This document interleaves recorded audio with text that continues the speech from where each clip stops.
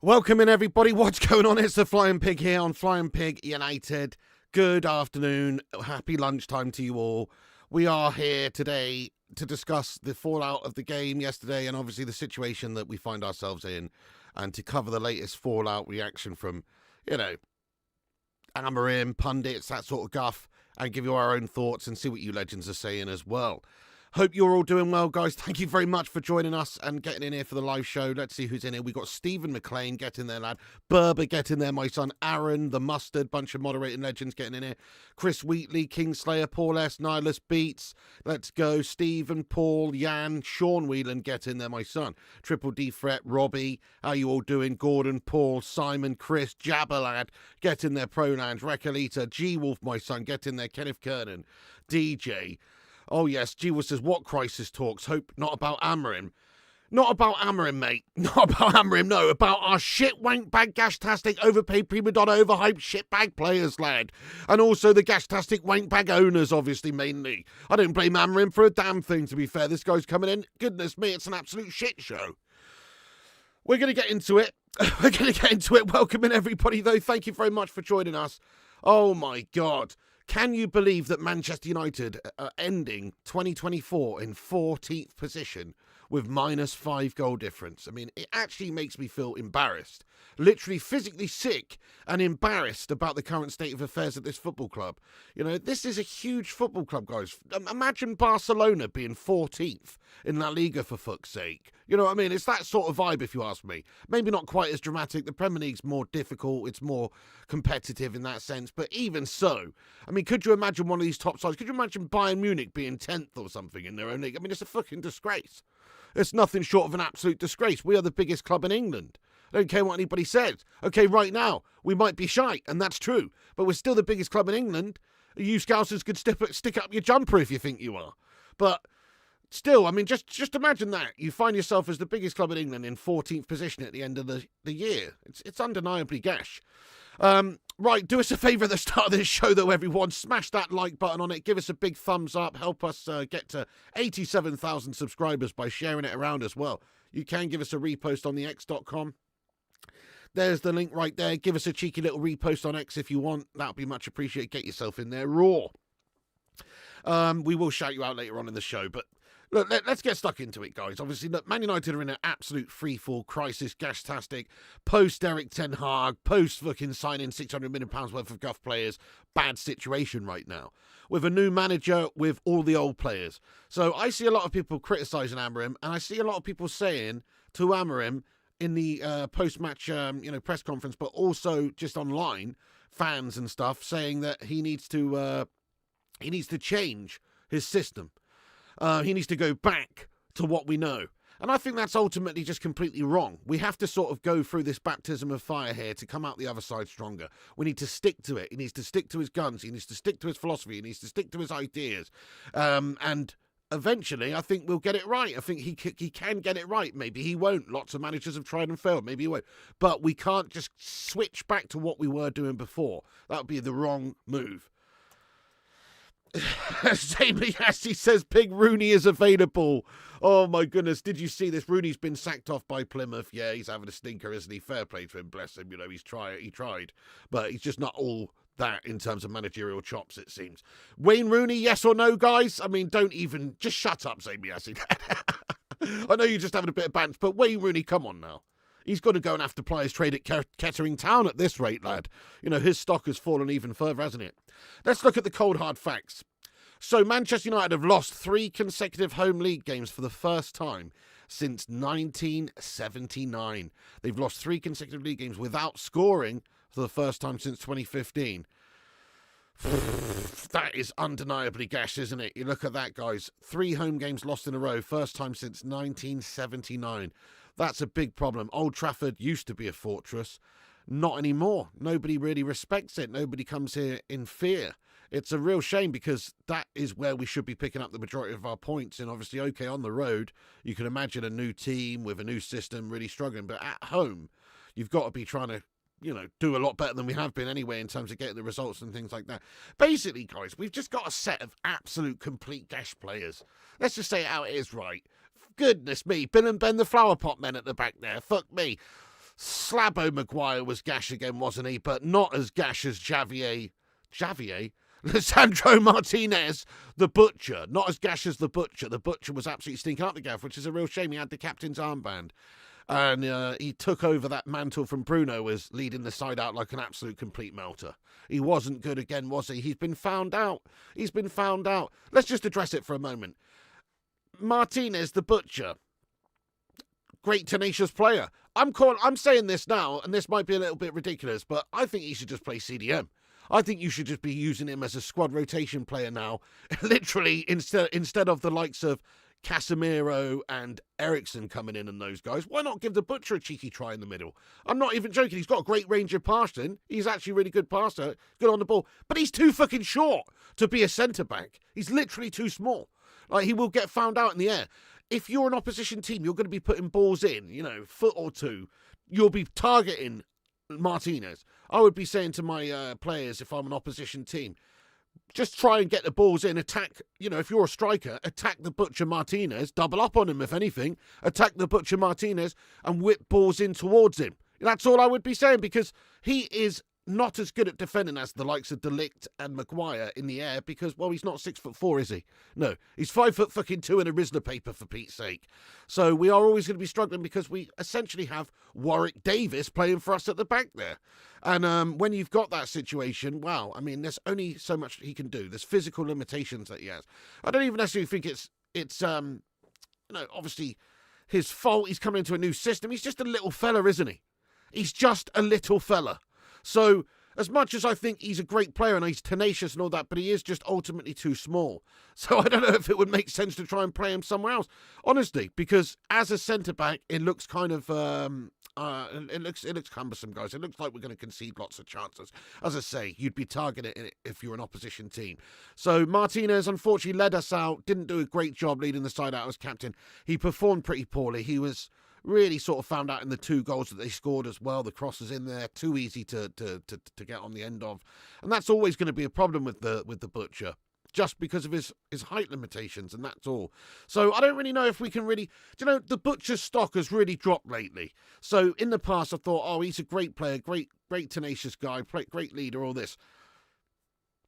The guy's a Scrimston, guys. The guy's a minnow. He's tiny. So that's always going to be there, isn't it? I don't think so.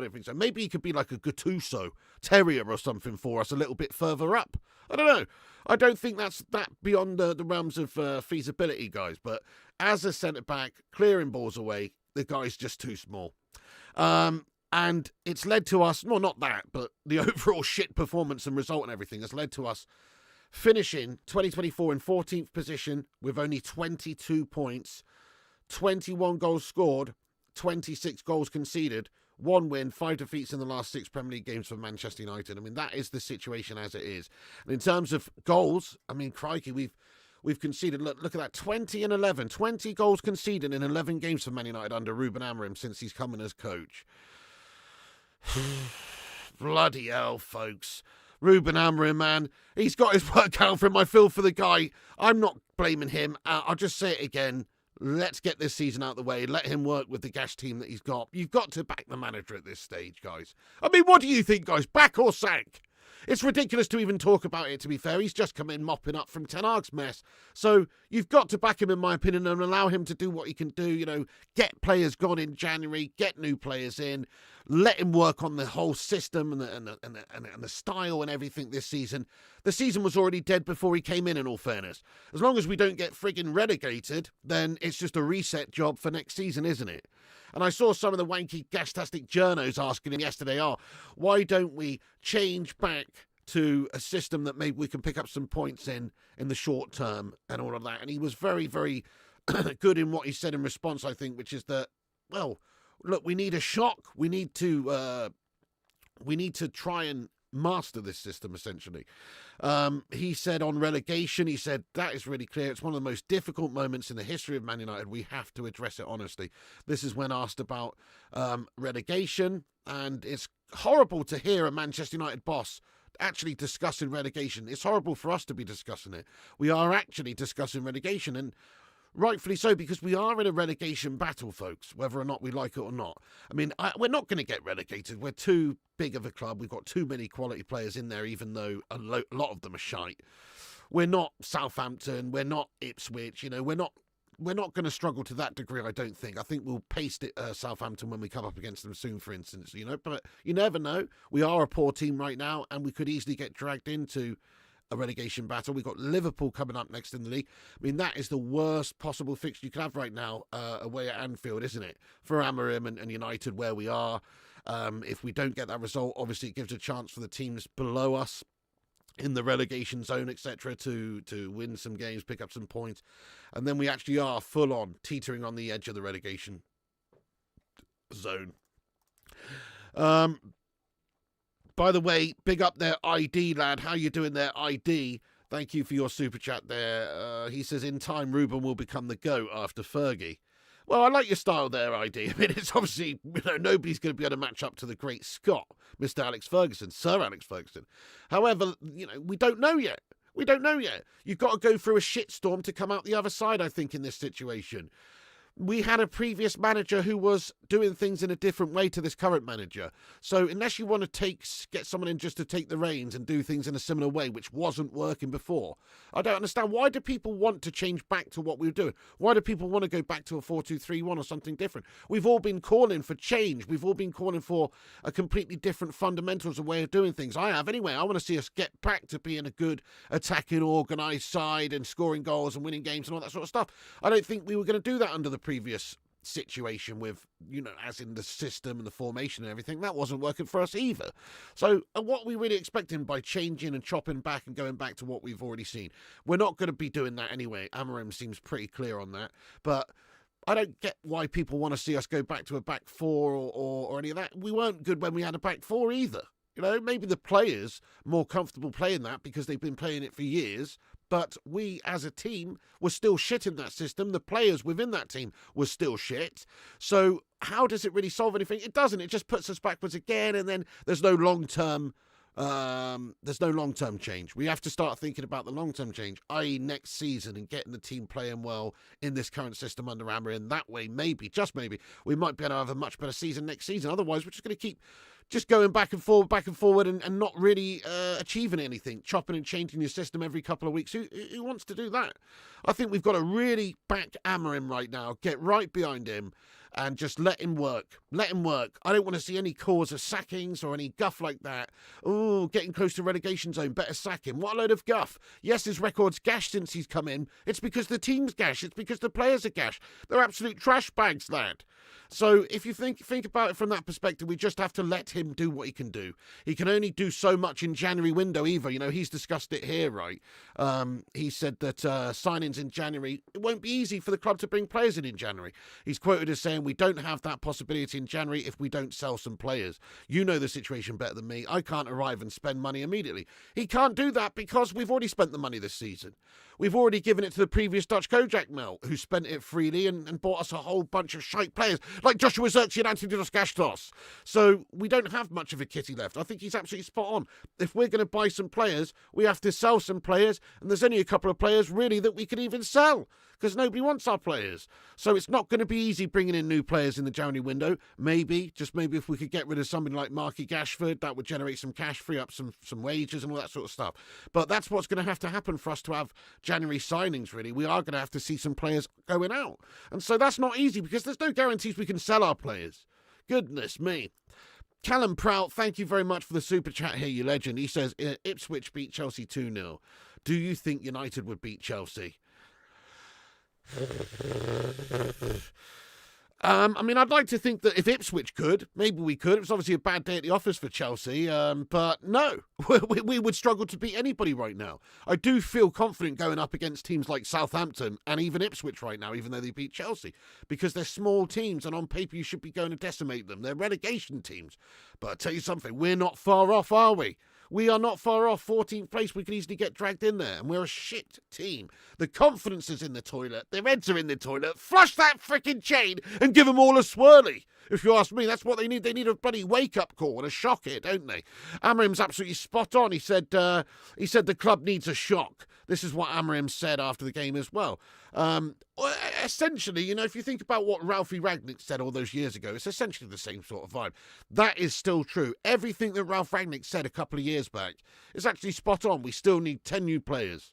The team still needs open heart surgery. The club needs open heart surgery. If you think about the situation with the owners, that's not improved. If anything, you could argue that it's even got worse in regards to the decision-making and stuff going on at the club. Bringing in Ashworth, getting rid of Ashworth, you know, signing some poor players under Ten Hag, sticking with Ten Hag. Ineos and everything that they've done with their decisions, obviously, with regards to treating staff poorly. And I'm not talking about the players or the coaches or anything like that here. I'm talking about the average working man within Manchester United, treating the staff poorly, making the cuts within the side in places where it shouldn't be cut. If they got rid of gash players, if they sent off Luke Shaw to Frey Bentos Pi FC, or whoever, got rid of one of the gash-tastic players in our team, then they could recoup that money, couldn't they? They could get that money. Obviously, you can't sell injury-prone gash-tastic pie lovers. It's difficult. But, you know, in an ideal world, we wouldn't be trying to save pennies from the lesser people at the club. We should be trying to sell some of these wanky bag players, overhyped melts, who get paid hundreds of £1,000s a week and recoup the money back there. The January window's coming up. There's no excuses, really. We don't have to be greedy. Look, United just need to cut these guys loose. We don't need to be greedy in January. Yes, we want to sign players, but we're going to have to generate cash from selling players, and we don't want to get bent over. You don't want to give players away for free. But we can't expect to get a lot of transfer money from these players that we've currently got in the squad if we're going to see them gone. We'll have to take a little loss on Xerxes if you want to see Xerxes gone. We'll have to sell Rashford for a reasonable price because of his wages. You know, all of these things, we can't expect to get huge money in January, so we're not going to do a lot of business. I'll ask the chat, guys, how many signings do you think we get in January at Manchester United? I think we will get one signing now. One signing. Maybe you see Rashford or one player, Casemiro to Saudi or something crazy. I don't know, some random signing, some random transfer departure, which leads us to be able to get a signing. I'm going to say one signing. I don't think we're going to do much more business than that. By the way, Endless Motion, thank you so much, Endless Motion, for getting in here with a super chat, my lad. He says this, by the way, we're going to have a big Q&A at the end of the stream as well, so stick around for that, you legends. Little lunchtime live. We're bringing back the lunchtime lives. We're going to try and do a whole bunch more of these lunchtime shows. If you enjoy the lunchtime lives, show your support by smashing that like button on it. Give us a big like spike, thumbs up on the video, and also subscribe if you're new and get involved. Endless Motion says this is exactly why Amorim wanted to come in the summer. The club is destroying him, dropping him in with no pre-season and transfer window to work with. Should have stuck with Rude until the summer. Good call, Endless Motion, good call. Always going to be a big challenge coming in that regard. He was being asked that as well. Why don't you go back to the system or similar sort of system set up back for all of that to get some results? Because the players haven't had a pre-season play in this style, and maybe approach it again next year. But he said that, you know, you can't do that. He's got to do it his way. He has to instill his way of playing. You know, that's his idea. He's got his ideas, and he's got to stick with his ideas. Essentially, this whole season now is our pre-season. You know, if you think about it that way. The season's dead. We're not going to win anything. We just need to avoid relegation. Try and get some semblance of being a Manchester United side together again. Confidence, you know, style, get rid of a few, get some in, and build it this season. And essentially, this is our pre-season for next season now. That's how I feel about it. Thank you, Endless Motion, lad. Stefan says the treatment of the staff is disgraceful. Even the Glazers didn't do that shit. Be careful what you wish for. Hey, fair enough, lad. I am disappointed, seriously, with how Ineos have conducted themselves so far. It's not like they've done... It's really not like they've done anything positive, in fact. I mean, I guess they tried by spending a bit of cash and getting some money and overseeing transfers, but the signings we made were poor. Yeah, no significant signings, the mustard now. Paul S. says, there is no one I wouldn't sell, including Garnacho. Sell him while he has value. Call up the youth. Do something. Hey, respect, Paul S. Well, you guys are going to be interested to know that a little bit later on there will be a video on the channel where I'm going to be discussing which players we should keep and sell and all that sort of stuff. So keep a lookout for that later on. But I agree, mate. Well, actually, I don't agree with Garnacho personally, but I agree. There's really hardly any players really at the club that are worth keeping at this moment. There's a few. I don't think we could say that the new boys, the new signers like Ugarte and Delict and people like this should be going, although Xerxes, in my opinion, is gash. In fact, let's discuss that for a moment, because Xerxes got ripped off the pitch after, 33 minutes yesterday? Obviously very deflated, disappointed with that. But it was the right decision, in my opinion. Amorim said afterwards that he just needed a midfielder, another midfielder, basically. But if we're all being honest, Xerxes just looks like a lost little lamb out there.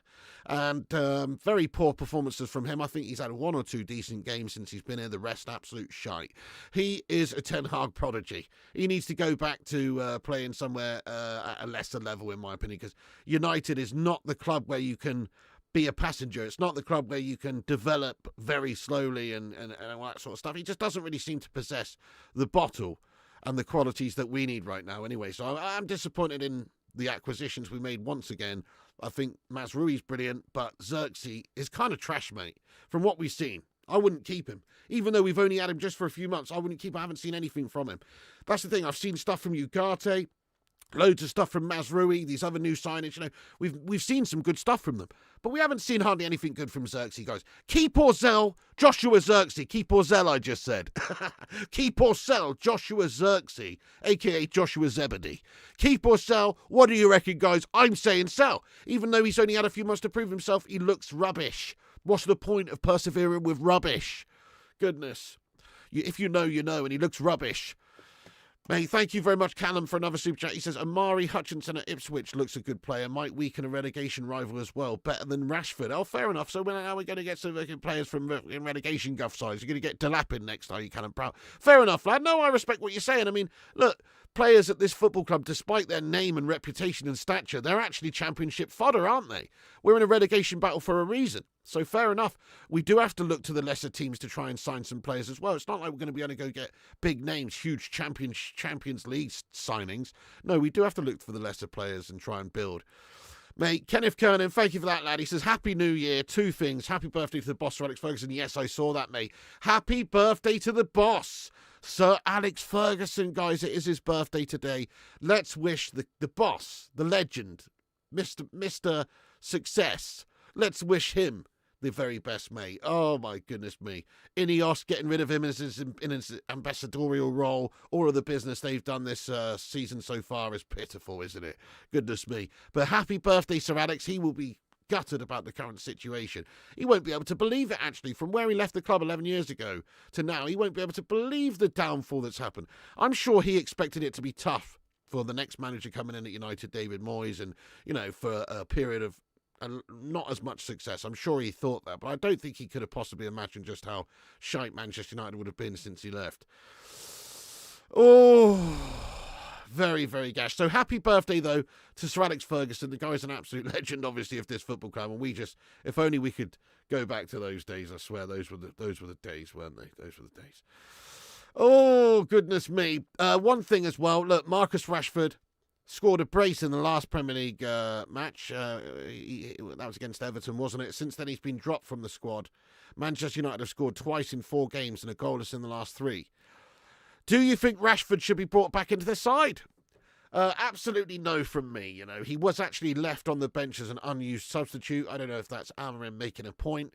He said it wasn't him making a point after the game. He just simply said that he was doing what was best for the team.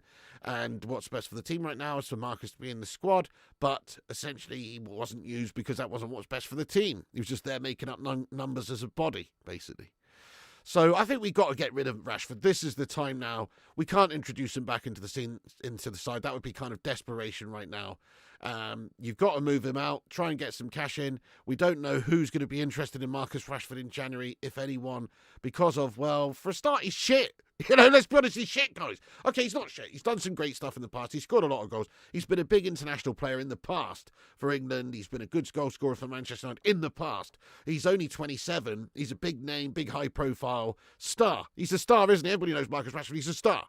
So I'm pretty sure he's going to be wanted by someone. But the question is who?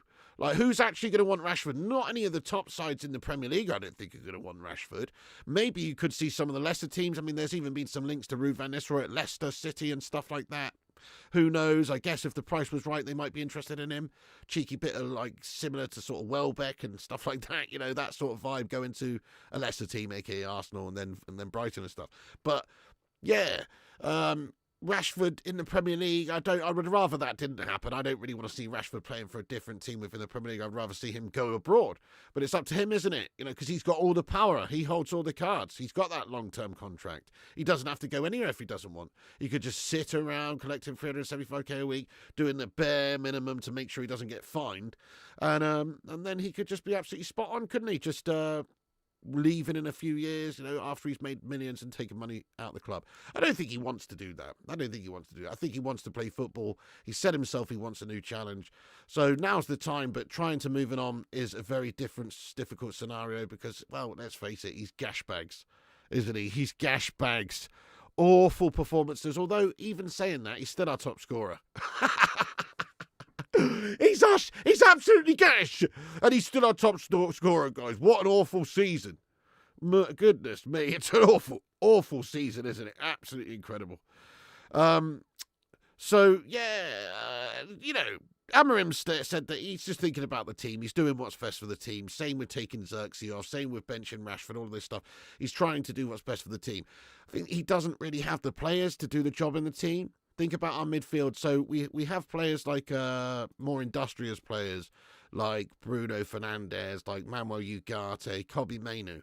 But obviously yesterday we started with Eriksen and Casemiro in the midfield.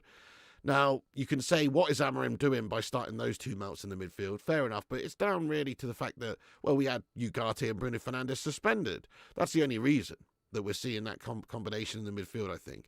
And obviously Mainoo, the games have been played, quite a lot of games, and Mainoo's been involved heavily. He's got to rotate and use his squad a little bit here. So I don't blame Amorim whatsoever for using those players in the game, but I think it's quite clear to see that Casemiro and Eriksen in particular, those guys, they do not really work in this system. They don't have the mobility. They're good on the ball, and obviously they're seasoned, experienced players with fantastic careers, but they don't really fit in this particular system right now. And so Amorim's going to have to use them as backups for now, which is what he's doing. But when we are without our main guys like Ugarte, we are probably going to struggle because we don't look comfortable anytime that's the case.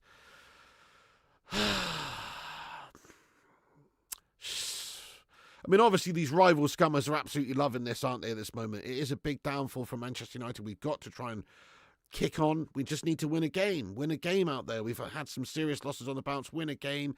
Get some new players in January, and hopefully Amorim will be able to turn the ship around because it is absolutely heading for the iceberg right now, isn't it? Iceberg right ahead! Come about! Why don't you shut that hole in your face, Amorim haters? Because Amorim's not the person to be hated on right now, guys. I hate it. I hate to see people slagging off Amorim. It's absolutely ridiculous. I'll tell you another big problem we've got at this football club, right? He goes by the name of Oh Nah Nah. What's his name? Oh Nah Nah. What's his game? Oh Nah Nah. What a shame. What a shame. What a shame. What the hell is going on here with Andre Onana, guys? We've got ourselves a gashback goalkeeper. It's clear. We need to do something. I don't know. Give it Bayender to end of the season. Give Heaton a chance. Get Vitek back from loan. I don't know. But sign a goalkeeper in January? Is that too far-fetched? Probably is. Getting somebody in on loan, maybe a possibility. Loaning Andre Onana out might be a possibility. He's going to be hard to sell. We paid 50 mil for him. We gave him a massive contract. Who's going to want him? What top team's going to want Andre Onana for the price that we paid? Nobody. Not based on recent form, not based on how he's doing. Perhaps a year ago, his premiums were, or his sort of stock was much higher. But not right now. I think it's clear we've got a bit of a flappy Melter in goal. If you look at the instances yesterday again for the goals, particularly the first one, I mean, he's rooted to his spot. It's not very good. He looks very uncomfortable clearing out balls, getting balls, punching balls away, catching balls from, commanding of his area. He looks very uncomfortable. It was a bit better yesterday in terms of that in regards to corners and things, but he is being targeted. That's obvious. So if you're an opposition manager, hey, target Onana.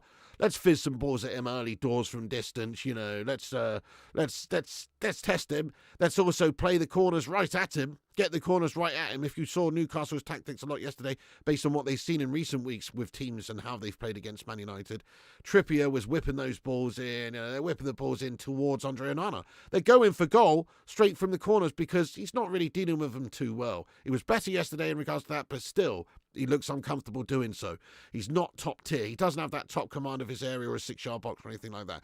So there you go. If you're an opposition team, you're just going to target him. So you're also targeting the Butcher Martinez with his height, and you're targeting Andre Onana with his flappability. So not a very good recipe, is it? We don't have solidity at the back. We don't have confidence at the back. That means that the rest of the team is going to lack in the confidence that it could have. There's nothing quite like having, a good solid man behind you.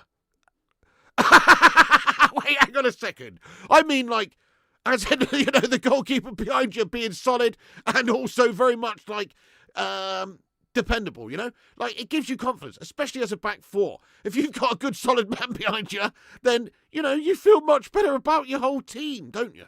It does. It takes some of the pressure off. The last line of defence is the goalkeeper, ultimately. And if he's really good and he can stop opposition teams scoring... Sorry, guys. That was sus, wasn't it? That was sus. But either way, Andre Onana, he's not the fella I want behind me. He's not the fella I want behind me, guys. I want somebody much more solid. That's what I'm saying. Somebody much more solid. And Andre Onana, if we could get rid of him, it would be great. But we kind of can't. I don't imagine that there's any teams that would want him. Maybe if we cut the price down to 20 mil? Possibly could get rid of him. I think that's what we've got to do, guys. Smash a 1 in the chat if you think we just need to try and move Andre Onana on.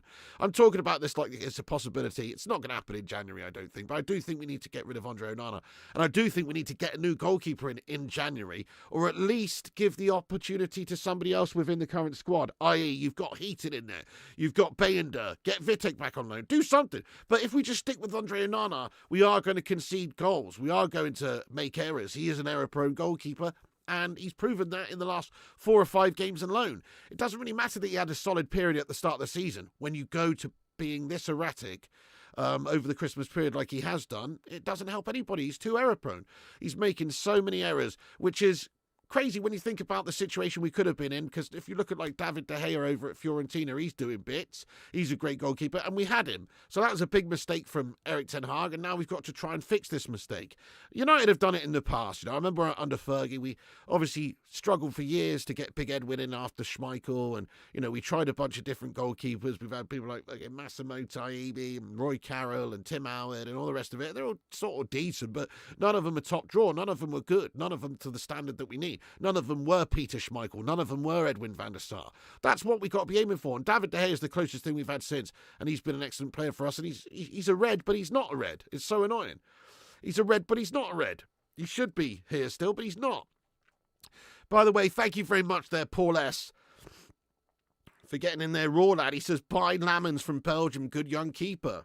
Hey, fair play to you, lad. I respect it. I like your style. Thank you very much for getting in here. Interesting. I would like to see us go and get. Obviously, if you're old enough, if you're good enough, you're old enough. But I'd like to see us go and get someone who's quite a big name, who is experienced and is almost not guaranteed, but is expected to come in and do a good job. I've always really liked Donnarumma, for instance. I don't know if that would be feasible. Maybe there could be some sort of Rashford swap deal on the go, though. Just saying, maybe there could be a deal worked out. They give us some cash, and we give them Gashford.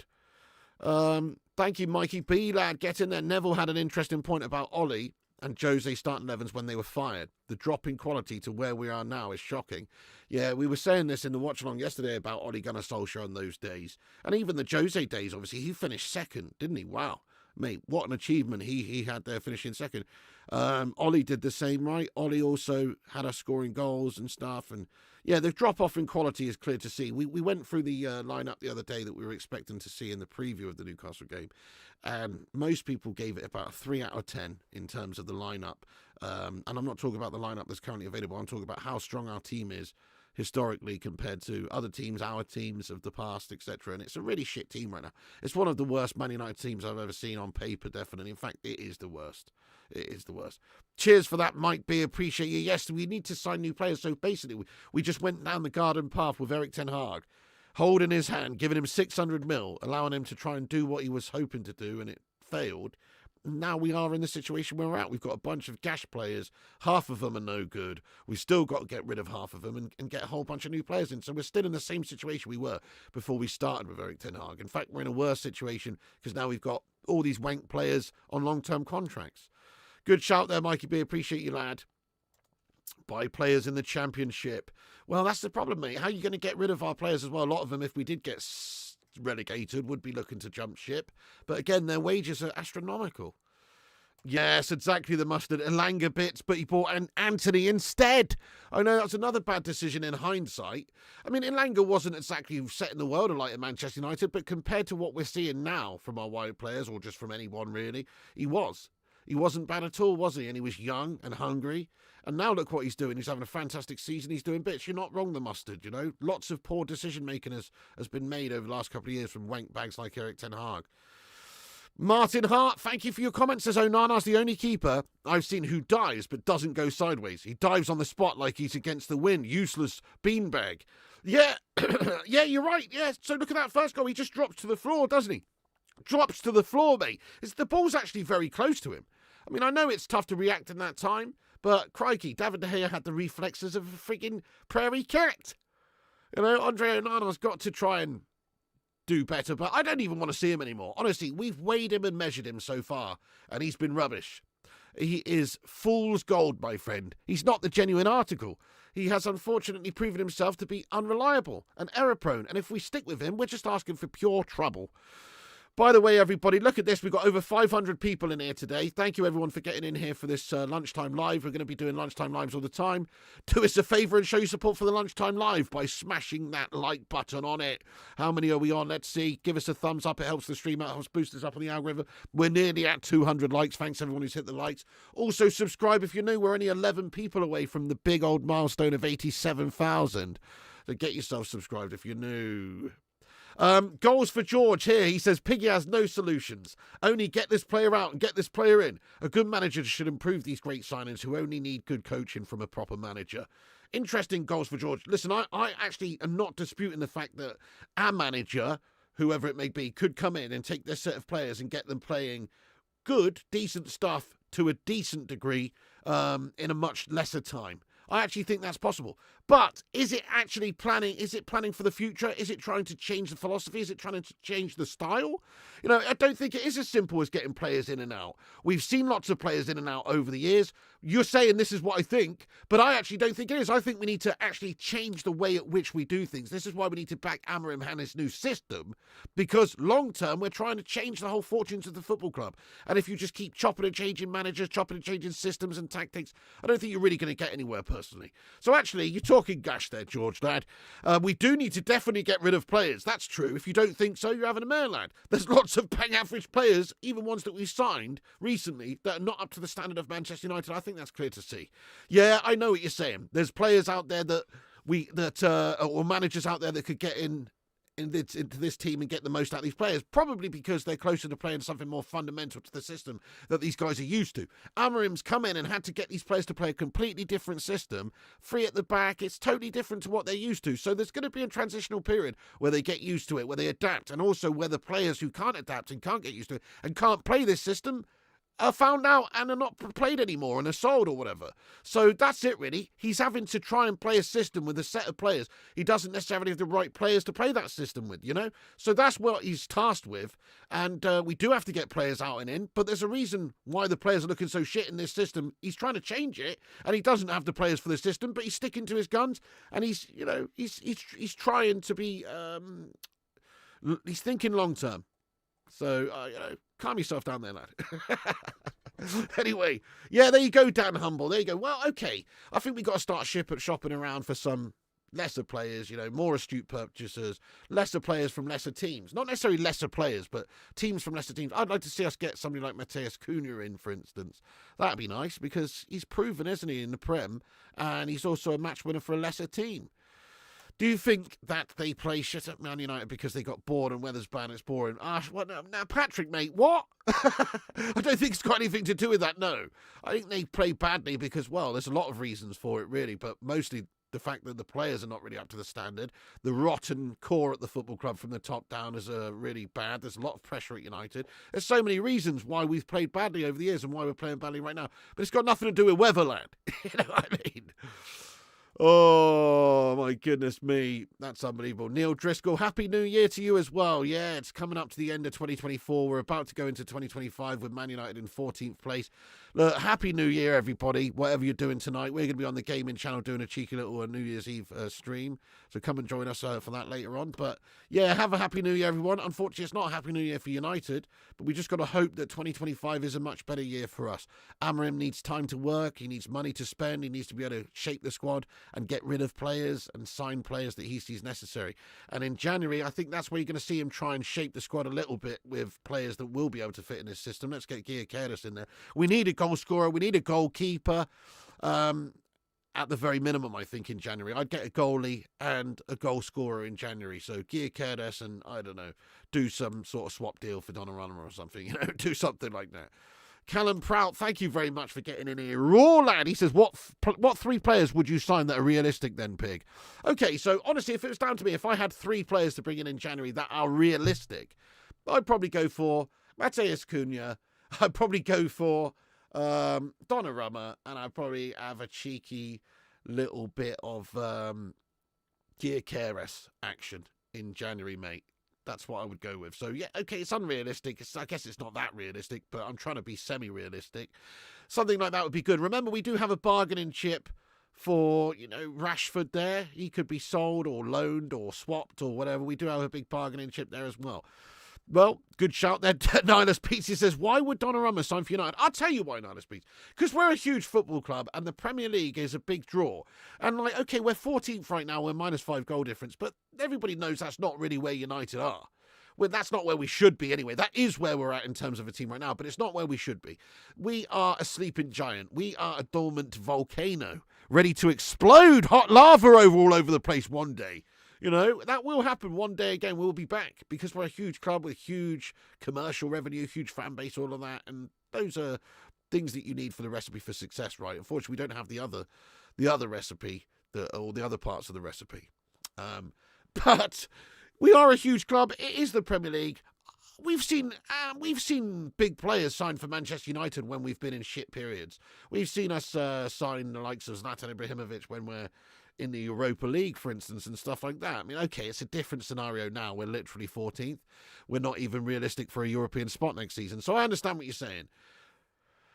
But we are a huge club with a huge name and a huge history and a huge reputation, and we can pay well as well. Let's just say it how it is. We can pay players very well, which means that it's more enticing to come and play for us. I don't think we should be signing players just for money, but obviously it's more enticing. We're a huge club who can pay big wages. That's a fact. And also, we're a huge Premier League club. The Premier League is the best competition in terms of domestic league football in the world, if you ask me. If you've never played in the Premier League, it's a bucket list thing for a lot of these players, isn't it? And Manchester United's a huge club. It's a project.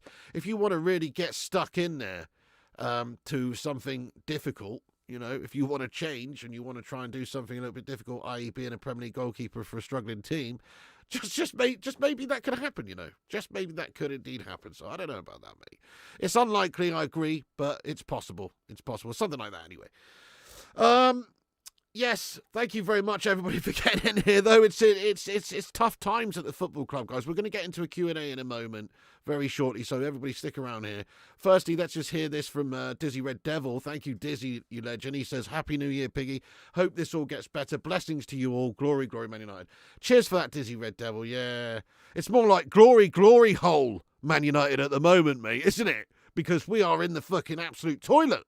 It is glory hole United at the minute, lad. I hope we can maybe do something sooner rather than later in regards to turning the results around. We've got Liverpool coming up. That's going to be a filth game. Need to sign some players in Jan. Tough ask. Thank you for that, Dizzy, you legend. Happy New Year to you too.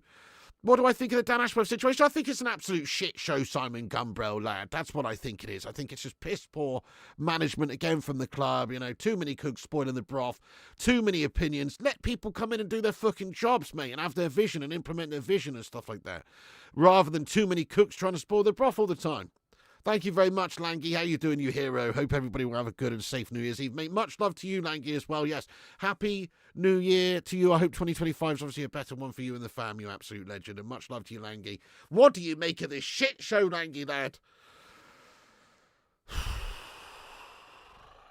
Anyway, let's just discuss what we've gone through here very quickly. So as things are, 14th in the league, we're finishing 2024 with 21 goals scored, 26 conceded, only one win in the last 6 games and 5 defeats, 22 points at the end of the year.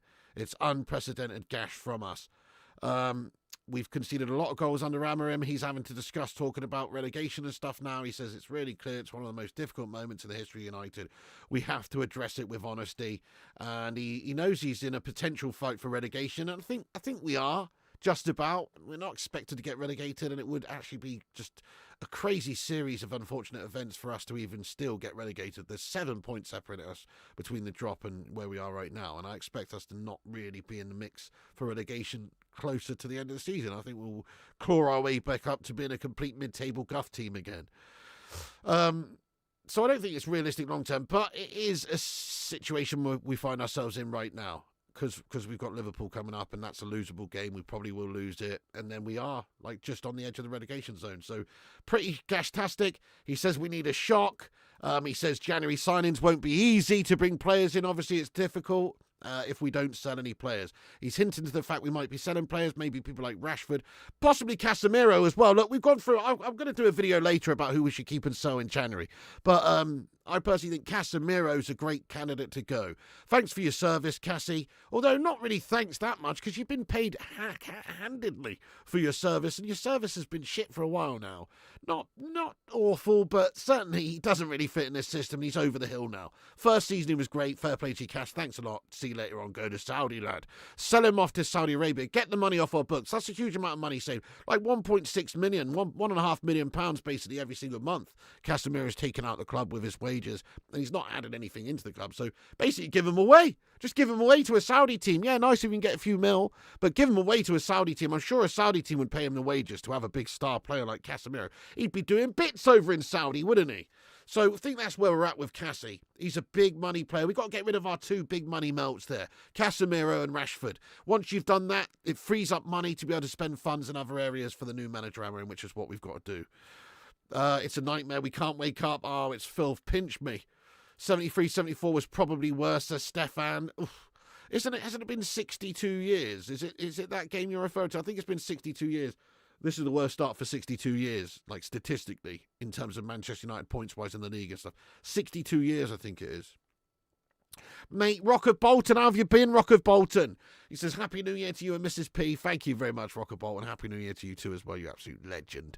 Thank you so much for that, lad. Happy New Year, Greeks United. Yes, Greeks. Casemiro, one of the highest earners in the whole league and not even a starter now. Yeah, crazy, isn't it? Crazy. What a waste of time that was. Signing players at the tail end of their career.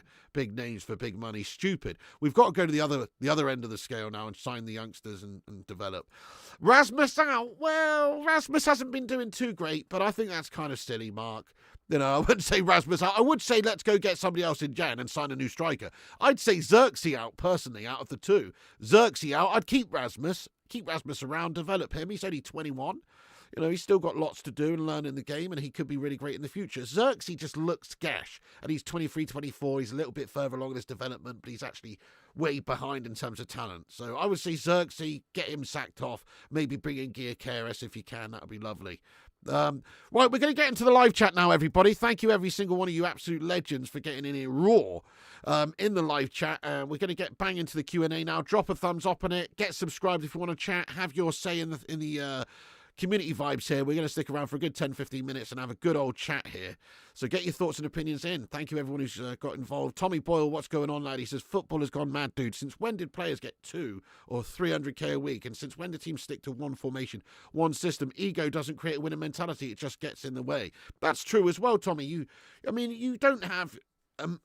you shouldn't have, as a coach, I don't think, a whole multitude of different systems, but you should be able to play a few different ways, shouldn't you? You should have a counter-attacking setup, maybe a different formation for when you're away from home against tough teams. You should have that attacking, aggressive, in-your-face, go-to setup when you're attacking or when you're at home against lesser teams. And yes, you should actually have different styles, methods, tactics, formations even for different games. I'm not opposed to that. I mean, it's nice to stick to your fundamentals and go for it. I think what we're seeing here is not Amorim not willing to change. I'm sure he would do what's best for the team in certain games and change formation if he needed to. I think what we're personally seeing is not that. I think it's just us seeing him try and actually instill this method, instill this system into the team, get them used to it, get them working on it, and then maybe we'll start to move on. But he's trying to obviously get them to play this way, and nobody seems that comfortable doing it right now, which is pretty crazy. Yeah, there you go, G-Wolf. Well, you know, boo-hoo. I think Xerxes should go. I honestly don't really believe he's all that. Tommy says, seriously, Xerxes would be an excellent centre-back. He needs retraining. Oh, he'd be an excellent Marouane Fellaini impersonator, wouldn't he? Apart from Fellaini's actually better. Yeah, Wallace and Gromit on New Year's Day. I appreciate that, James Riley. Mate, Heed, thank you very much. He says, Happy New Year, Piggy. Miss your guitar. Would you sell Bruno if there are interests? Yeah, I would. Yeah, I don't think any player at United is not saleable, really. And if there was interest from clubs preparing to offer money at this moment in time is what Amorim needs. He's not going to get money from the owners or, you know, the coffers because they've already spent all that money this season on Eric. So yeah, I mean, I would be for the right price. If you just said, you know, for the right price, no, you didn't say that, but you know, for the right price, I would sell him. Yeah, I would for the right price. Only because, well, lately he's looked like a bit of a moaning melter. He's not the captain that I thought he was going to be, and he's just a bit of a shit leader and very inconsistent. I know Bruno Fernandes has all the qualities and abilities in the world, and part of me thinks, well, if he just went into a different team, he'd probably be absolutely amazing in the right system, you know. So maybe we shouldn't sell him because he is actually one of our better performers over the years. All the point I'm making is nobody should be unsellable right now. All of the players at this football club, maybe bar a few who are young and a few who have only just come in, all of them should be on the chopping block, really. We do need to have a big clear out. Mate, thank you for that RB comps. I appreciate you, absolute legend. Get in there, lad. Thank you very much for saying so, dude. How have you been anyway, RB? Long-time hero of the channel, lad. Would I sign Ollie Watkins? It's unrealistic. The amount of money involved, it would be huge. I mean, yes, I would. But, I mean, I would go for Gyökeres, guys. That's my signing because of the link with Amorim and everything as well. That's my signing. Right, let me just shout out everyone who's reposted us. So we've had a bunch of reposts here on X.com. Thank you everyone who's reposted the stream and got us out there. We've had 8 reposts. Let's go. Aaron Homeyard, Paul Levers, Chris Bamo, John Boy Cat, G Wolf United, John James Power, Aidan Vickery, and the Butcher of Manchester getting in there. Raw, my son. Let's go. Thank you guys for that. Sub 2, what's going on? Watkins chin in the UCL. Why would he? Yeah, there's that as well. There's that as well. Slabby's unsellable. Well, he is because he doesn't want to go anywhere. He could have gone to West Ham last season, but he didn't want to go. We blame players, then manager, then Glazers, then repeat. Well, I think we've always blamed the Glazers, in all fairness. That's always there. That undertone of Glazer shithousery is always there. Obviously, you can't blame the manager until he's had plenty of time and resources to actually do his job. But ultimately, look, the last manager, I think, was a failure and did deserve the blame personally. I think he was gash. I don't think that's true, Gordon, lad. We'll obviously maybe have to sell players in order to buy. Yep. Thank you very much, Zhao Policarpo says, Happy New Year, Happy 2025. Thank you so much. What do you think about them going? I'd sell Cassie, I'd keep Garnacho, I'd sell Anthony, and I'd sell Rashford out of those players that you just said there. But I'm going to do a video later on today, actually, guys, telling you all my thoughts and opinions on that. So keep a lookout for that.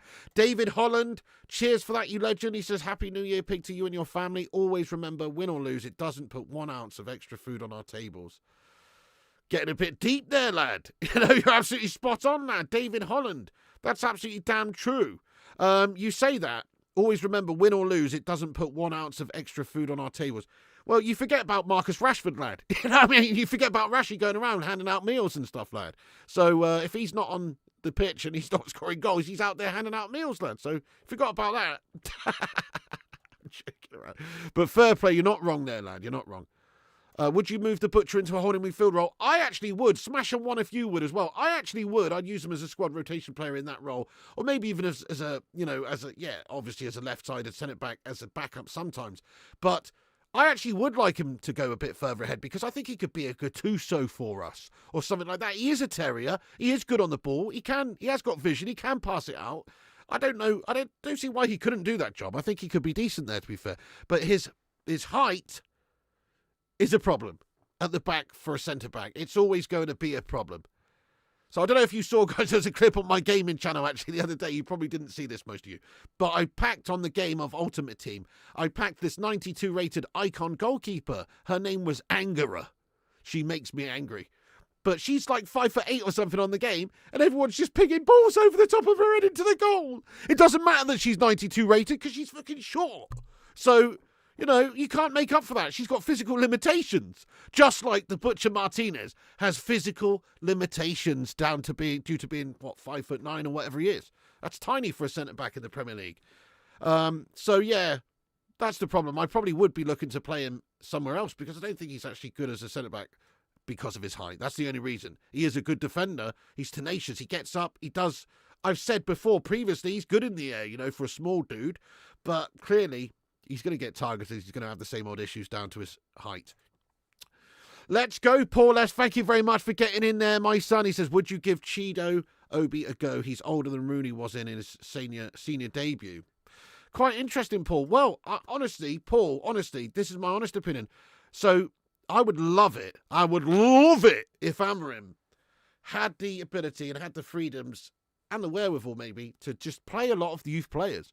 I'd love to see some of these players given chances. I'd love to see Vitek called back from loan and given a chance in goal. I'd love to see, you know, Wheatley given a chance up there and stuff. I'd love to see Manchester United like just go, these players we've currently got, most of them are gash. We're not going to play them. We're going to give the youth a chance until next season. Until we can sign players that we need, we're going to give the youth. So yes, I would give chances and I would give opportunities to lots of players right now. Certainly over players like Xerxes and Lindelof and, you know, loads of gash players, mate. You know, I'd like to see Amas given a chance. Why is Amas not being given chances and stuff like that? Let's get some other youngsters in there. Your Butcher was more of a florist last night. Yeah, good call, my son. Good call. Absolutely, lad. You're not wrong. Yes, he should go back to Ajax and butcher some waffles. I mean, that's it. You know, tough to sell these players. I guess Ajax would have a lot of them back for a cut price. You know, they'd probably take Anthony back for 20 mil, but we paid 85 for that twat. G-Will's been saying this last few weeks now. Yeah, he's too small for a centre-back. Yeah, that is the problem. Euro needs to start. He doesn't have legs for that role. We need midfielders who cover a lot of ground. I don't know about that superstar. Why doesn't he have legs? He's a little terrier lad. Captain, I'm not talking about starting anyway. Obviously, I think long-term our midfield duo is going to be Ugarte and Mainu. But I'm talking about, you know, giving rotation opportunities and stuff in that position could work. Captain Canary says, hi, Pig, feel for Amorim and hope they back him in the Jan window. He's been put in charge of the Titanic after it hit the berg and told to reach New York. Man, what a fantastic analogy that is. You're not wrong there. That's just kind of what it's like. He's taken over a sinking ship, man. He's expected to try and plug the holes, mate. You're not wrong, Captain Canary. What a fantastic analogy. Love that, lad. Get in there, you beauty. And he's expected to get to New York, lad. Yeah, tough times. No worries, Zhao, lad. No worries, dude. Simon Gumbrell, same to you. Happy New Year, everyone. Spreading love to you all. Thank you, Simon Gumbrell, you absolute hero. Same to you and yours, lad. Lissandro pushed back to being a CDM. Well, he has played that role sometimes in the past. I think when he was at Ajax, he played some CDM games in CDM. Yeah, precisely. If the players aren't used to the system, he's only here a month and a half. He needs time. Exactly. Players need time to get used to the system. Amorim needs time to implement his system. He also needs to get some players in to help him implement his system. Yeah, Gazera says, Philip Lahm also not tall, but a top-level defender. Why the fuck we talking about Philip Lahm, mate? Was he a centre-back, lad? Was he a centre-back Gazeras, lad? No, he wasn't. It would be more appropriate to say Baresi or someone. You know what I mean? That would be more appropriate. But Philip Lahm played on the wings and wing backs and also in the central defensive midfield and stuff. He actually played all over the place, to be fair to Philip Lahm. He was a very versatile player. But he's not a fucking centre-back, mate. You know what I mean? I'm talking about centre-back. Centre-backs should be 6'2", 6'4". That's what a centre-back should be. You know, Rio Ferdinand vibes, Nemanja Vidic vibes, Virgil van Dijk head vibes, John Terry vibes. He's probably, only 6 foot, but you've got to be at least 6 foot, I think. Come on, mate. You know? Yeah, Ivan Cordoba, yeah, he was a good one as well. Franco Baresi, there has been some examples of small centre-backs. All I'm saying is they're few and far between. You know, you don't get it the same degree. It's like in basketball, in the NBA, yeah? You get shitloads of tall players over there, don't you? The taller you are, the better it seems. You get people with not even that much athletic ability, like, I don't know, that Zhao Ming guy from China or whatever, who are just fucking sick at basketball because they're fucking 7'5" or whatever. But there's a few little uns like that Bugsy guy. What was his name? That Bugsy guy in the 90s, mate. That really little fella. 5'6" or something he was, but he was fucking fantastic basketballer, mate. What was his name? Bugsy something, mate. Anyway, all I'm saying is there is some. Obviously, some can hang. Some have got the abilities in other ways and they make up for it. That's it. Muggsy Bogues or whatever his name is. Yeah. So he's a little fella. He's playing his with his team and he's playing against fucking giants, but he's quality enough to be able to hang with them. And that is going to happen. There's obviously short defenders that can do the business. I'm just saying that it's not really Martinez, I don't think. If you look at him and you look at how he defended those crosses coming in yesterday against Newcastle, I think that tells you everything you need to know. He's not good enough in the air there, big enough to be able to deal with those sorts of crosses. Yeah, there you go. Steph Curry's only 6'2" and he is great. Well, one of the best examples of all time. Michael Jordan. Michael Jordan was only, 6'2", 6'3" himself, 6'3", which is tall, but compared to some of the other ballers around at the time in terms of basketball, he was just an average, sort of small to average height, wasn't he, Michael Jordan? But he's undeniably the greatest of all time, in my opinion. So, there you go. You're absolutely right. I guess it doesn't really matter the height as long as you've got the bottle about you. Well, I don't know why we're talking about basketball anyway. It's totally different. But you know what I'm saying. I'm just saying that the height is obviously a physical limitation for certain players. And you're either going to adapt and make up for that in other ways, or you're going to be found out. I don't know, Don Candy. I don't know, mate. Why are we talking about basketball, lad? Well, I was just making a comparison. Jordan's not 6'6", is he? I thought he was 6'3", lad. Nah, he's not 6'6". Come on. Is he really? That's fucking big. Muggsy Bogues says superconductor. I thought he was smaller than that, to be honest, but you guys have said he was 6'6". Fair play to you. Well, Muggsy Bogues is a better example then. Nice one. Bugs Bunny, Piggy's been watching Space Jam. What a classic movie that is, eh? To be fair, he looks smaller next to Bugs Bunny, lad. We need a Berbatov striker. Get in there, Thomas, if only. That'd be lovely. I can't believe that. Jordan's 6'6". That's mad, isn't it? Well, I got that totally wrong then, but fair enough. Well, fair enough then. But he was, I don't know why he always seemed to look a little bit smaller to me than some of them. But maybe that's just because he was so athletic. Like Jordan was just so athletic, wasn't he? Goalkeeper Onana, definitely Delict, Slab, Yoro, Midmaz, Martinez, Ugarte, Ahmad, Bruno, Menu, Striker, Hoyland. Fair play. Yeah. I mean, yeah, I like your style there, G-Wolf United. It's not... Yeah, fair enough. I kind of like your style. Man United would play better at basketball. 6'6" when he had hair. Jordan isn't 6'6", the same way Andre the Giant wasn't 9 feet tall. Look, how tall's Michael Jordan, guys? Let me know. Club's finished players will be remembered as shit. So true. This is also slow in addition to being short. He's not terribly slow. I don't think he's terribly slow, Stefan. No, he's not Slabo or Delict levels of slowness, is he? Muggsy Bogues is 5'3". There you go. Look at that. Isn't that amazing, though? He was able to do the business, and he was actually quality as well. You want the team 1 year... You want the team 1 year team a Terminator? Excuse me? Play Onana in one of the 10 positions.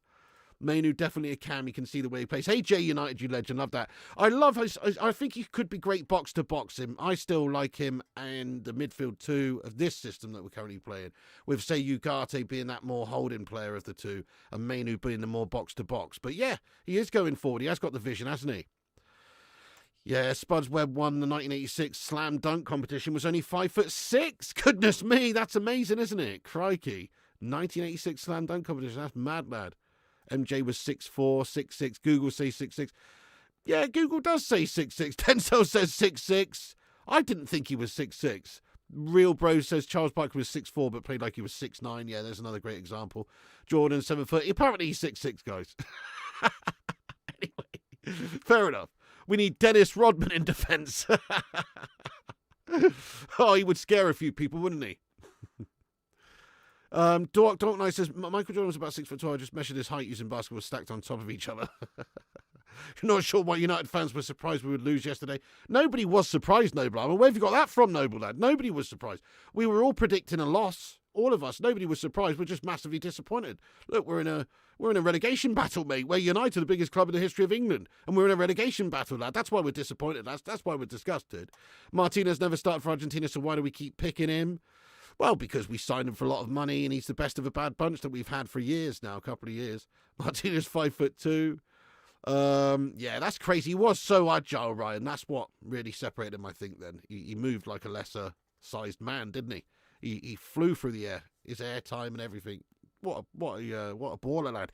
Imagine if we still had Greenwood. Yeah, fair enough, but it's no point talking about that. I mean, Mason Greenwood is literally a wrong-un, lad. So... yes, I do like him. I mean, not in, obviously, this system we've currently got right now, we should be playing him, I think, in the 10 role, in behind the striker, instead of messing around with mugs like Xerxes, but that's my opinion. No, I'm not missing Ten Hag, lad. Mainu and Ugarte is a good pairing. Anything else we would lose control together. Not wrong there. Dennis Rodman, no one would go in the box. LeBron 6'9". Oh. I can't say I've watched that. Daz Salford, no.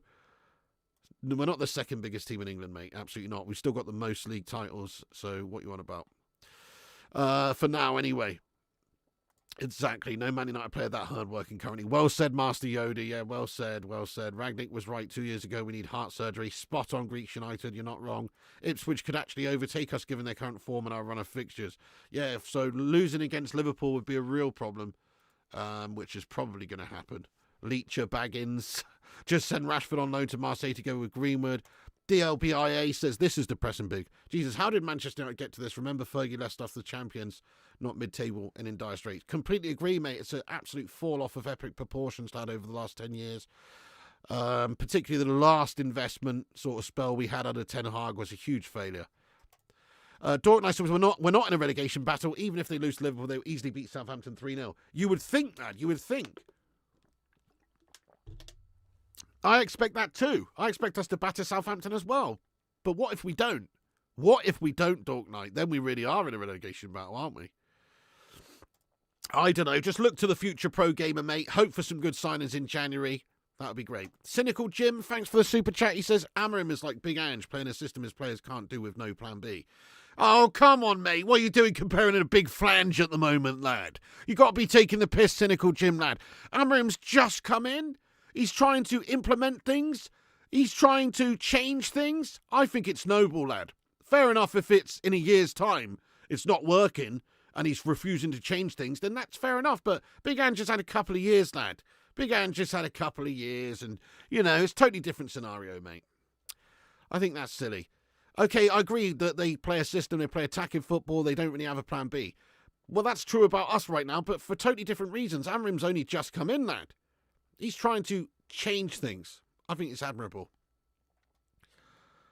No, I don't know, Abby. I think personally he may well just be a shit player, to be honest with you. I don't know. Fair enough. I haven't watched a lot of him. I haven't watched a lot of him before Manchester United, no. You telling me he was quality, but is that down to the league he was playing in? Is that down to, I don't know, playing against lesser opposition, the confidence of the team that he's playing in? Is it down to that? I don't know. I mean, obviously United is in a difficult position, and we do seem to have a United disease that players contract the moment they get through the door, so maybe. Mate, big up Red since 1975, lad. Thanks for the super chat. So, it's a game of who blinks first, Amorim or the players. Amorim has to stand fast and not budge on his philosophy.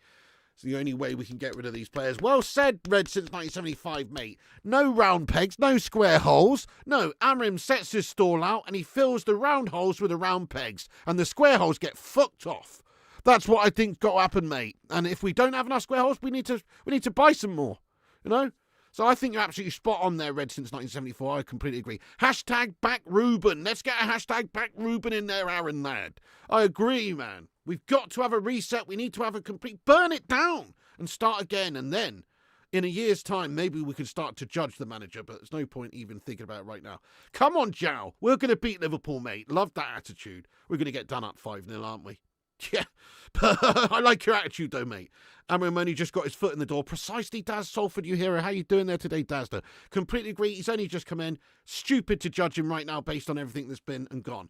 By the way, guys, we need 8 more likes to get to 300 likes on this stream this afternoon. Do give us a thumbs up. As I say, I'm going to try and do a whole bunch of these lunchtime lives around about 12:30 p.m, 1 p.m, that sort of time daily. So come and get yourself involved with them, guys. We're going to do lunchtime lives. Make sure you smash the subscribe button if you're new to the channel as well, and click the bell icon for notifications so you do not miss the streams. And have your say. We're going to stick around for another 5 minutes and read a bunch more comments out. Get your thoughts in. Zhao is 7'6". Yeah, he was an absolute beast. But that's what I mean. I don't think, okay, he obviously was. Now we're talking about basketball again, but he obviously was very good if you look at his stats and everything, and he was a big player in the NBA and everything. But really, he was just there because he's massively tall, you know, and he could move well for a tall man. But if you actually look at his athleticism compared to somebody who's 6'6", like Jordan, it's like he is a rickety robot. You know what I mean? But because he's so big, he just makes up for it. There's always going to be physical attributes that make you better or worse at certain sports. If you look at rowers are all 6'4", 6'5", you know, long limbs. They're all the same. They're not. You don't get a 5'6" rower. You know what I mean? It's like horses for courses. So you've got to have obviously understand that there's certain physical attributes that lend itself to being a centre back. James Riley says Jordan's 6'4". I don't know why there's all this contention about Jordan's height here. He's 6'6". He's 6'4". I don't know. How tall is he, for fuck's sake? Thank you, Andre Sasanto. Get the channel bigger and bigger. Thank you, Andre. That's very kind of you to say. Only 6 likes away from 87,000. Right, go on then, guys. Let's have one last little subscriber push and see if we can't get there during this live show. That'd be amazing. If you're new to the channel, get yourself subscribing down below. We're only 6 away. Same to you, Justin Bartley. Happy New Year, you legend. We've all watched 11 years of mostly Gov football anyway. We do need something different. Yeah, 100%. I'm happy to see us start a new project and go for the future if it's something very different. Yep, Greek says, I like Angie. He's my countryman. I knew Angie as a coach before the rest of the world knew him. He coached my favourite Australia Greek local team, South Melbourne FC, 26 years ago. Mate, fair play. No, I like Big Ange too. I like the fact that he sticks to his guns and he's an attacking manager and he tries to win games in the right way and entertain and all that sort of stuff. But he doesn't have a plan B. That is true. In terms of defensively and organisationally, they're shite. Thank you, John Anderson, lad. Yeah. Yeah, unfortunately, we get guffed up there, didn't we? Small cocks and pig. Pig United need Greenwood because you can't score goals. We don't need Greenwood, lad. We do need some players who can help us score goals. I agree with that, but Greenwood's not the answer, is he? Jonathan Gallagher says these players have too much given to them when they haven't achieved anything in the game, like the stupid nicknames like the Butcher. Yeah, true. And Rashford should have never got the contract he got, really, should he? Row your boat back to Amsterdam. Yes, absolutely. Jordan for Man United ownership. Oh, man. Thank you, Arn. Says, these streams are great for us Aussies, Pig. Love the content. Oh, nice. Yeah, the lunchtime lives for you Aussies. Yeah, great shout. People like Kurt Gunter, the legend, who was in the other day going ham. Shout out to you Aussie legends. Justin Bartley says, just Google it, Piggy. 6'6". Fair play to you. Fair play to you. TLBI says, I said to my cousin in late 2019, he could do with a relegation to really reset the club. He nearly had a heart attack, but I still think the same. Well, maybe. That would obviously give us a massive shock, wouldn't it? And it would make us change a lot. There would be rats jumping ship. A lot of the players wouldn't be happy, obviously, playing in the Championship. You'd probably find that the players that do stay and do want to get United back up to the Premier League are the sort of players you want. And the ones that want to leave immediately are the sort of players you don't want. So that would help us in that sense. Maybe we could get rid of players as well if that was the case because, well, we'd have to just sort of cut our losses, wouldn't we? You can't be playing players 300k a week in the Championship. So as crazy as it is, I think it probably would be a catalyst to resetting things. Let's just hope we can do that without having to do that, you know, but I agree. Cambuala was a giant. Oh, yeah, early Cambuala, lad. I know. What the fuck's the matter with this club, mate? Yes, it will be on the gaming channel. Will be about 10:45 p.m. We'll be getting going. 10:45 p.m. on the gaming channel tonight, and then I might even do a cheeky little live show around about 9:30 or something here on this channel. But I do have a little video that I'm going to make in a bit, which is just going to be which Man United players should Amorim get rid of in January kind of video. Obviously, we've discussed it a bit in this, but I'm going to just make a little standalone video. So keep a lookout for that later. Thank you, Sean Lim, for subscribing to the channel, you legend. Come on. Ineos are indeed broke. Thank you very much there, Mia Ellison. Appreciate that. You think in fact Ten Hag lives, sleeps Manchester United, we go miss him more and more in 1 year. We're not going to miss Eric Ten Hag, lad. The guy's a Dutch Kojak Melt. He was so set in his ways. His style of football was shit. He had 2 odd years to be able to get us playing better stuff, and he just played absolutely guff stuff, mate. He was not the answer. The guy was guff, lad. Yeah, he moved like Henri Madness, 6'6", grew 4 inches junior in high school. Mate, get in there, my son. You know, something that broke. Yeah, that's me, but that's what I'm talking about, where he was short back in the day at one point, yeah. And he was told he was too short. Talk to you later. Nice one, Checker Jew. Nice one, lad. LVG, Jose, Oli, Ten Hag, Amorim, plus the interims. We are Man United. They're all great managers. The Glazers have destroyed us. Spot on. Let's get some hashtag Glazers out in there. I like rude Checker Jew, but that ship sailed, lad. That ship sailed. Ronnie Dodge, thank you for the super chat. You would promote Obi Martin at Imbrigov into the team. Like your style there, Ronnie Dodge. Yeah, I would. I would also give opportunities to people like, Wheatley and Vitek and Amas. And why not right now? And might as well. They're not going to do any worse than some of the gashbag players we've seen. Chris A, thank you so much for subscribing. Cristiano not going to be a good boss, bruv. I think he would be a much better owner than the shithouses we've currently got. You don't need any big names, says Captain Canary. Young, hungry players determined to run and prove themselves. Yes, spot on. That's what I mean. Let's get some young, hungry players in there. You don't think Casemiro and Ericsson will ever play together again after that shit show last night? Agreed, Adam. They were poor, weren't they? Yeah. I know Elanga's doing bits. We should have never really got rid of him in hindsight. Same with De Gea. Kurt says, I need to go now. Hey, you have a great evening there, Kurt Koenig. Yes, just don't drink when you're 6'6". Does Michael Jordan expand when he gets hot? Would I take Rooney as assistant coach? Nah, sorry. Guy's absolutely awful, isn't he? You're done with the likes of Ericsson, Casemiro. I agree. Time to get rid. Hey, look, guys. Gaming channel link there from Aaron. Thank you so much, Aaron. So we're going to be on the main channel tonight, on the gaming channel very shortly. Well, not shortly, actually, but tonight about 10:45. Hey, listen, if you're not subscribed to my gaming channel, you can use this link. Subscribe here to game. In fact, go over here and it's just a link to a short video that I just put on with my current team. Might as well go give that little short a boost there by watching it. It's only 17 seconds long. And smash a like on it as well. I've pinned it to the top of the live chat. Legends. Right, let's read a couple more out, then I'm going to finish this stream. Would you take Pogba back? No, definitely not, mate. The guy was absolutely cancerous at this football club. Gashtastic, and truly underwhelming, lad, and we paid a lot of money for that guy. Maybe on a pay-to-play basis where he's getting paid like nothing, unless we actually do need to play him. But not in any sort of contract where he's on big money, because he's just not worth it at all. We're cheeks at the moment, super cheeks. Mate, we've got our cheeks fucking clapped, haven't we? We get our cheeks clapped every single week at the moment, lad. Goodness, Jordan's getting older now, and as we get older, we get shorter. Right, fair enough. Can't use your current size. No, that's true. Pogba's the one who ruined Rashford. Maybe. Don't spend money in the superstore. All you're doing is lining the Glazers' pocket. It's very true, Pete Hibbard. You're not actually wrong there, lad. I couldn't agree more with you, lad. Shithouse Glazers out, lad. Mrs. P bought me this for Christmas, mate. I don't even know where this is from. If that's what you're referring to, I didn't buy it, but I agree with you.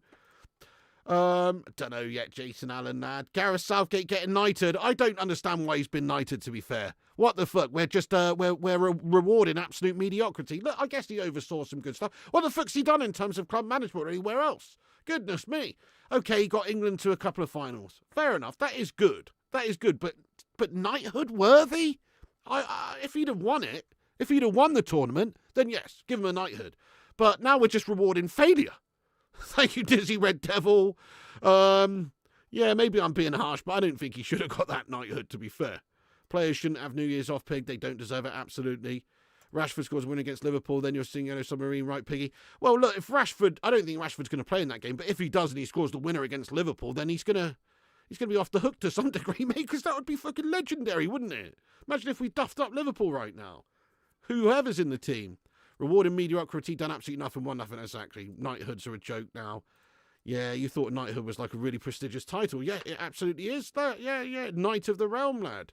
You know, crazy to give him one so soon.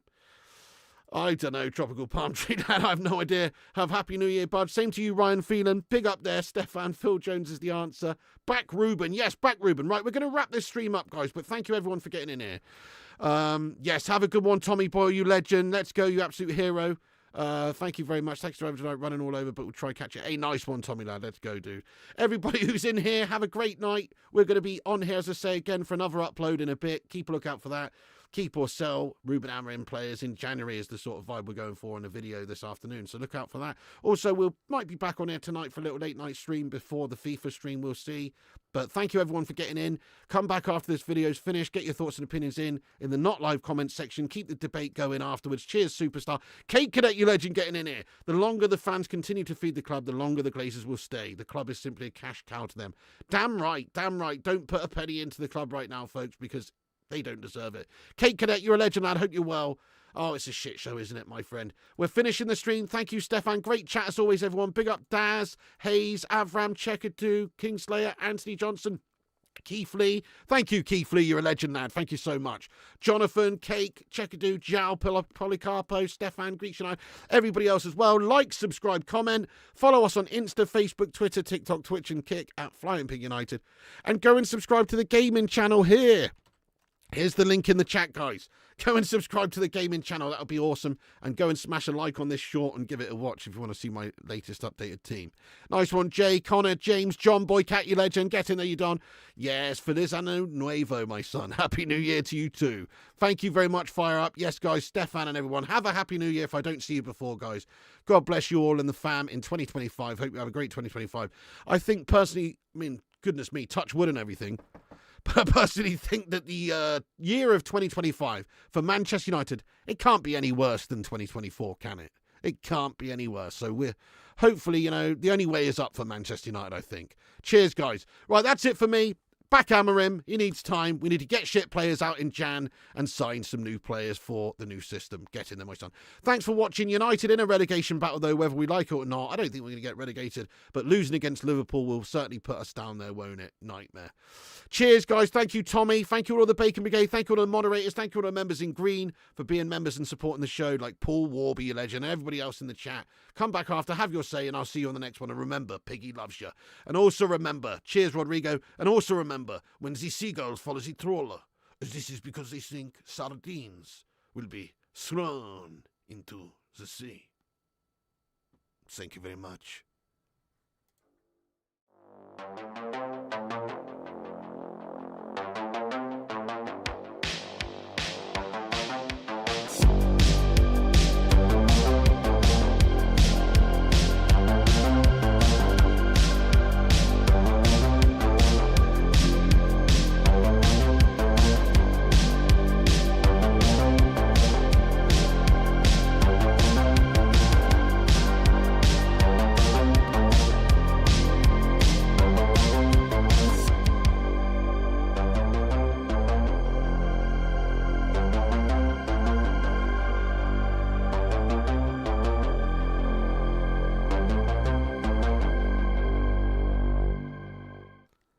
Get in there, you beauties. Thank you so much to all the patrons here for supporting the channel on patreon.com/FlyingPigUnited. As a thank you, all you legends will be appearing on this outro list.